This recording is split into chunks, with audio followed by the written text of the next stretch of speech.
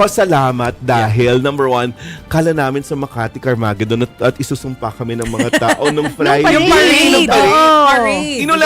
Inulan talaga yung parade. Well, pero hindi naman natitigil dahil sa ulan kasi nabalahaw na't lahat, natuloy pa rin naman. Nag-fluvial parade nung nag-COVID, di ba? Para makaiwas. Pero tradisyon yun eh. Yeah. So ito naman, sabi niya, uy, Friday sa Makati pa. Pero pinag-aralan talaga yan kasi last Friday before Christmas, yung mga tao hindi pala umuwi talaga ng maaga. Kasi yun yung company parties, di ba? So, if you're doing an activity ng 1 to 5, people just go out of their offices or yung mga sa bahay nila para kumaway sa mga artists, and which they did, no?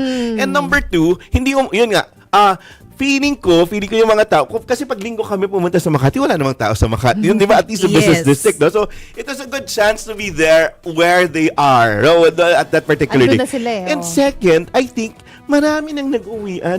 Hindi traffic ng Friday, ha? Parang or it was manageable last Friday. Yan yung sabi natin, last Friday. Di ba? Correct. Parang Traffic. surprisingly or napangunahan ng announcement. So, parang nagmagganong plano siguro. I mean, Yes. of course, Oo, guest ako ng guest ng mga shows. naiintindihan naman namin na may mga umangal pa rin. Ano. We feel you, pero It was It more was manageable. announced. It was more manageable where to go. And yung mga nanundo sa airport, parang, iniwasan na nila. So, I guess, it was a good decision to be in Makati at that time. Kasi, nga, yun yung kasagsagan ng dami ng tao eh. okay. Pero, traffic was managed, so at least. At ngayon hindi ganon ka-traffic.